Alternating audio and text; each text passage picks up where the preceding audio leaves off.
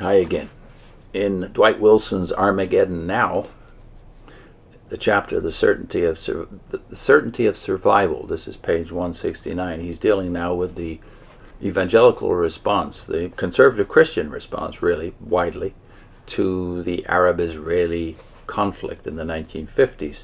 He's referencing now a famous Reformed theologian, Oswald Allis, and his response to the dispensational assumptions of those who were normally following every move that happened in the Middle East.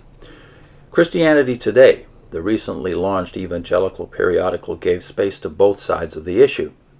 The widely respected conservative theologian and former professor of Old Testament at Princeton Theological Seminary, Oswald T. Allis, in Israel's transgression in Palestine, that's the article title, referred to the Jewish return as, quote, an unjust restoration.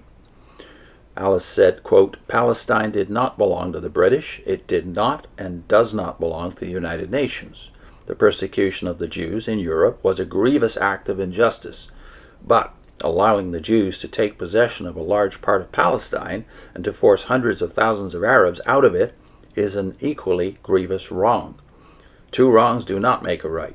Israel's demand that her occupation of part of Palestine be accepted as a fait accompli, and her obvious intention to bring in many more Jews and to increase her holdings in the land as need requires and opportunity offers, naturally incense the Arabs. How could it be otherwise? End of quote. Allis compared the restoration to the Crusades and said the verdict of history was that the misguided Crusaders had not deserved to win. He said further, does the Israeli cause deserve to succeed? Should Christians be willing to plunge the nations into a third world conflict just to restore unbelieving Jews to and maintain them in a land from which they were driven nearly 2,000 years ago? We believe the verdict of history will be no. May God grant that this verdict not be written in rivers of blood. End of quote.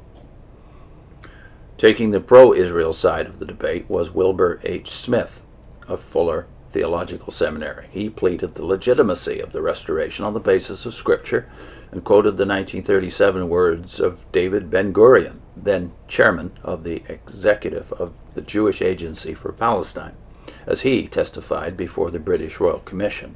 Ben-Gurion had said, quote, the Bible is our mandate. The mandate of the League is only a recognition of this right and did not establish new things, end of quote. On a more practical level, Smith argued that anyone who compared the former barrenness of the land with its recent productivity would know that, quote, the Arab was a curse to the land, unquote. Beyond such materialism, though, the gist of his argument was determinism. Quote, not Antichrist himself will be able to prevent fulfillment of the divinely given promises, end of quote. There were those who took a slightly different tack. These were premillenarians who accepted the prophetic predictions as traditionally interpreted, but yet held the nations involved in strict moral accountability. One such person was Paul S. Allen, the president of Simpson Bible College, San Francisco, a Christian and Missionary Alliance school. His statement in the Alliance Witness is a noteworthy milestone in the premillenarian response to an ever more aggressive Israel, and must be quoted at length. This is all from Allen's own writings.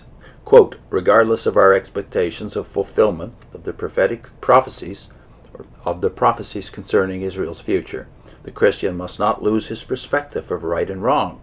The Israel of today must justify attacks not in terms of its ultimate destiny, which is not universally recognized or accepted, but in terms of the moral conscience of the nations of today. The Christian, even while sympathizing with the ultimate objectives of the reestablishing of a national home for this people, must yet remember that there, as elsewhere, the end does not justify the means. If Israel's reactions to probing along its borders seem out of proportion to the provocation suffered, admittedly a two eyes for an eye policy of retaliation, the Christian is duty-bound to apply the measuring stick of moral values as he knows them. God does not need to use questionable methods in bringing about the fulfillment of prophecy. Prophecy is history seen in advance, but it is not necessarily morally desirable or approved. Israel's return to its land is clearly foretold in the prophetic scriptures.